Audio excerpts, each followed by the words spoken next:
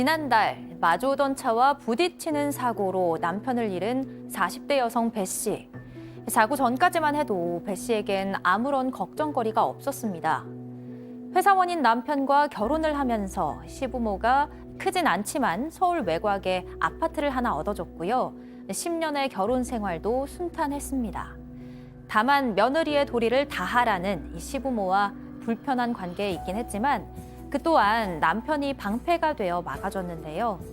하지만 교통사고 이후 배 씨의 평화는 산산조각이 나고 말았습니다. 아직 초등학생인 두 아이와 앞으로 어떻게 살아야 할지 막막하기만 한데 안타깝게도 배 씨에게 찾아온 불행은 이게 끝이 아니었습니다. 남편이 사망한 지 두어 달 후 그동안 거의 왕래를 하지 않았던 시부모가 찾아와서는 남편 명의로 된, 그러니까 신혼 때 사준 지금 살고 있는 집을 돌려달라고 요구했습니다. 배 씨는 남편이 남긴 유일한 유산인 이 집을 시부모에게 돌려줘야만 하는 걸까요? 자, 오늘 소개된 사연은 한 언론에 나온 사례를 저희가 약간 좀 각색했습니다. 자, 김하은 아나운서, 그러니까 정리를 하면 지금 살고 있는 집 한 채가 그 배 씨의 유일한 재산이라는 그런 얘기인가요? 네, 배 씨의 유일한 재산인데 지금 시부모님이 그 재산을 다시 돌려달라고 하는 상황인 거죠. 10년 전 결혼을 했을 당시에 배 씨와 남편은 직장이 있었지만 모아놓은 돈이 거의 없었습니다. 당시 여유가 있었던 시부모가 그래서 이제 남편 명의로 30평대 아파트를 해줬던 건데요. 배 씨는 결혼 후 얼마 지나지 않아서 아이를 갖게 됐고 다니던 직장을 그만두게 됩니다. 그래도 이 중소기업에 다니는 남편의 월급으로 좀 빠듯하긴 해도 그럭저럭 네 식구가 함께 살아올 수 있었고 또 부동산 가격이 폭등하면서 이제 배 씨 가족이 살고 있던 아파트도 덩달아 뛰어오르게 됐는데요. 결국 이 아파트 한 채 때문에 시부모와 갈등을 빚게 된 배 씨의 고민을 별별 상담소에서 풀어주시기 바랍니다. 자, 지금 우리 가족 여러분들 벌써 이 정도까지만 들으시고 정말 많은 의견 주고 계시는데 임현진님은 내가 이래서 결혼 안 하는 거야 막 이런 말씀도 하셨어요. 자, 아무튼 뭐 그건 그렇다 치고 자, 사연을 조금 더 들어보죠. 그러니까 시부모님이 신혼 때 집을 이렇게 사준 건가요? 네, 사줬는데 이게 배 씨가 예뻐서 사준 건 아니고 아들을 좀 잘 살아보게 하려고 그렇게 했던 것 같습니다. 특히 배 씨에 대해서는 상당히 못마땅해 했다고 합니다. 이제 결혼 때도 혼수를 많이 가져오지 않았다. 이런 것 때문에 좀 불평불만하기도 했었다고 하고 다만 이제 아들이 외아들이었는데 워낙 이 아내를 좋아해서 열렬하게 구애를 해서 겨우겨우 허락을 받았다고 합니다. 결혼 당시에 시부모는 전세를 살고 있었는데 아들에게는 아파트를 사줬고 그래서 명의도 자연스럽게 남편의 명의가 됐다고 합니다. 그러면서 시부모는 나중에 아들 내외와 같이 살고 싶다면서 그 때문에 집을 사주는 거다. 이렇게 여러 번 얘기도 했다고 합니다. 자, 박 변호사님, 이 네. 배 씨 부부 그리고 시부모 사이가 왜 이렇게 좀 틀어진 겁니까? 틀어지는 거는 뭐 좀 대동소이합니다. 사실은 이쪽도 마찬가지지만 서로 관여하게 되고 또 간섭을 했던 것 같아요. 가장 좀 컸던 게 며느리 역할을 하라면서 시부모가 며느리한테 뭐 좀 빨리 오라고 그러고 안부 전화도 하고 도리를 못하면 안 된다. 그 와중에 남편이 또 며느리, 아내 편을 좀 들었던 것 같아요. 예. 그러다 보니까 싸우기도 하고 또 이러다가 시부모 문제 때문에 이 배 씨 며느리가 신경쇠약에 걸리니까 아이고야. 남편 입장에서는 또다시 편을 들게 마련이겠죠.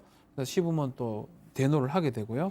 남편이 이제 결단을 좀 내려요. 예. 시가에 갈 때는 아내는 가지 않고 배 씨는 가지 않고 남편하고 아이들만 좀 가는 걸로. 아하. 또 그러다 보니까 더 우리 집 식구 아니다라고 해가지고 더 갈등이 있었던 걸로 보입니다. 자, 뭐 참고로 박 변호사님은 사모님과 어머님 간에 분쟁이 생기면 누구 편을 듭니까?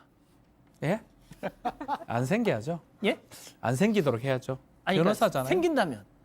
생길 수 없도록 이쪽 저쪽 이렇게 잘 맞추면 됩니다. 아, 지금 두 분 다 두 분 다 보고 있어요. 지금 이거 말할 수가 없어요. 지금 두 분 다 방송 장담은 두 분 다 지금 보고 있기 때문에 예. 두 분 다 마음에 안 들어 하실 아니요 수도 두 분한테 각자 맞는 비법을 쓸 겁니다. 여기 가서 여기서는 저기 이렇게 가서 거짓말하고 딴소리. 거짓말하고 그러면 절대 위기가 오지 않습니다. 착한 거짓말. 뭐 착하든 안 착하든 그냥 거짓말이 해야 됩니다. 알겠습니다. 자, 승현님. 네네. 여기서부터 좀 안타까운 뭐 사연이 시작이 되는 건데 예. 이 남편분이 교통사고를 당해서 이제 막막한 상황이 됐습니다. 예, 사실 남편 여느 때와 마찬가지로 이제 출근을 합니다. 출근하는 과정에서 마주오던 자동차와 추돌을 해서 남편은 사망하게 되는데요. 사실 이 과정에서 뭐 보험이라든가 적금 등이 있었으면 좀 괜찮았을 건데 사실 어떠한 재산도 없는 상황.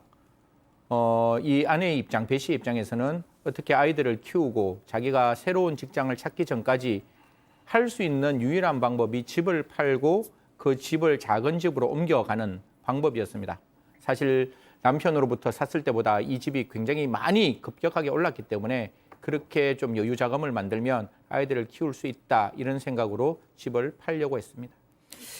그런데 지금 우리 가족 여러분들이 이 사연을 듣고 정말 어떻게 보면 그 시부모님들에 대해서 약간 좀 못마땅해 하시는 점이 자기 친손주가 둘이나 있는 상황에서 그걸 달라고 하는 것 때문에 그런 말씀들을 좀 하고 계시거든요. 자, 어떻게 보면 참 이 유일하게 남긴 게 이 집 한 채인데 그걸 다시 토해내라. 예? 애들도 키워야 되는데. 그래서 이제 뭐 지금 현재 상황이 이 그 시부모 되는 분들이 뭐 동네 구청에서 알선해주는 노인 일자리를 갖다가 그 통해서 이제 생활비를 버는 상황이라고 하니까 안타깝기는 안타깝습니다. 그런데 제가 볼 때는 시부모들이 처음부터 단추를 잘못 끼운 것 같아요.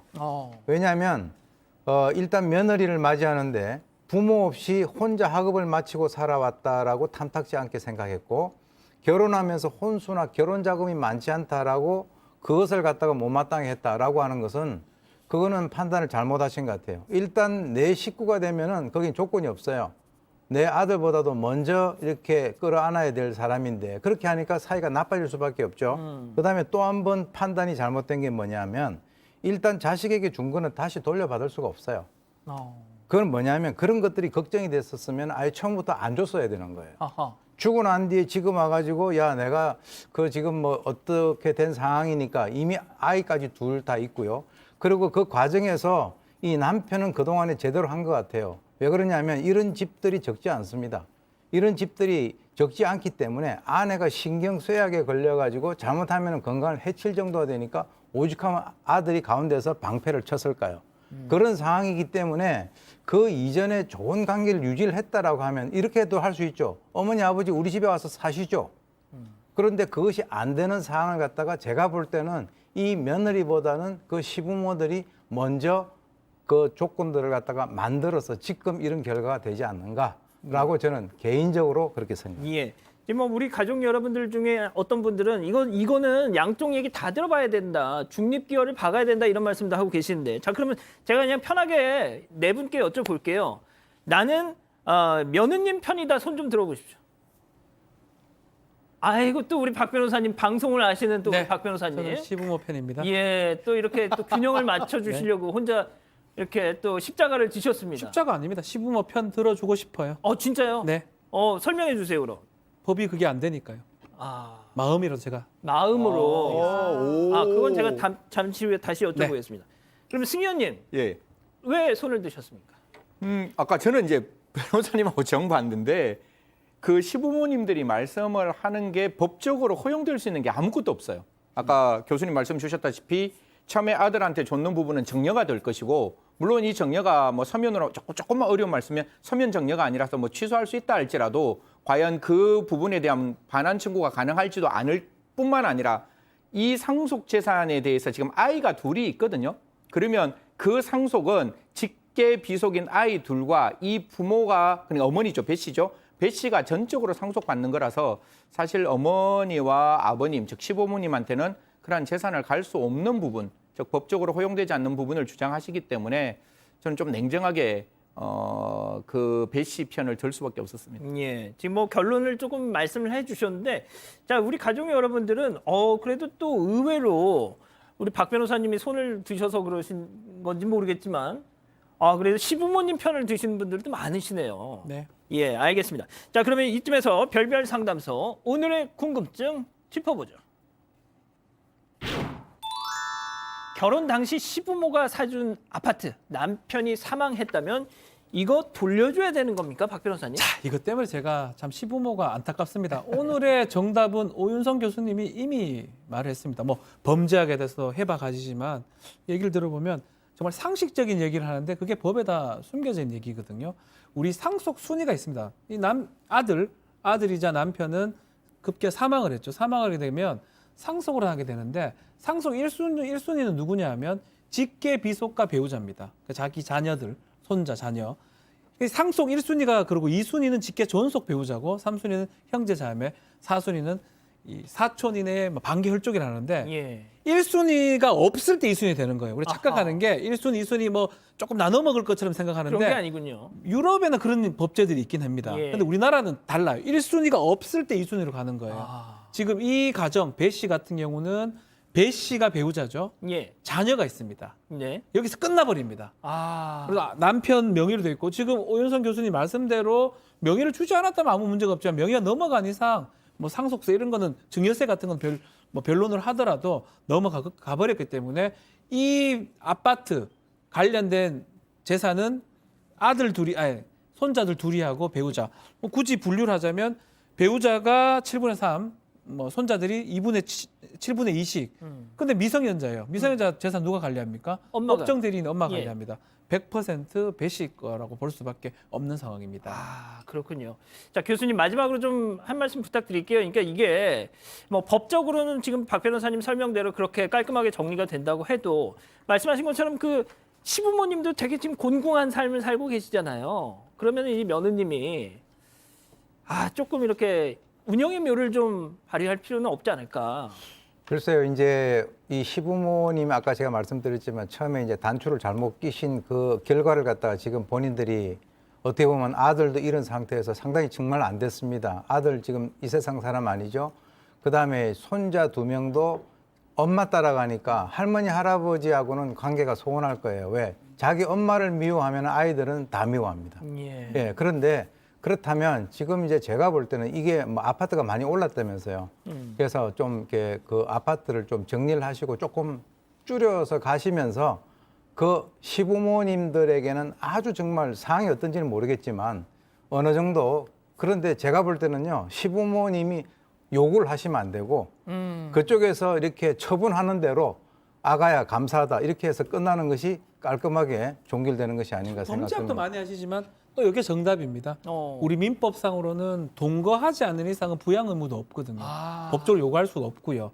요구할 수는 없지만 인지상정상으로 이렇게 주는 게 더 맞죠. 너무 어렵기 때문에 그렇죠. 시부모가. 왜냐하면 이 아이들의 할아버지 할머니입니다. 그래서 우리 오윤성 교수님이 정답을 주셨네요. 알겠습니다.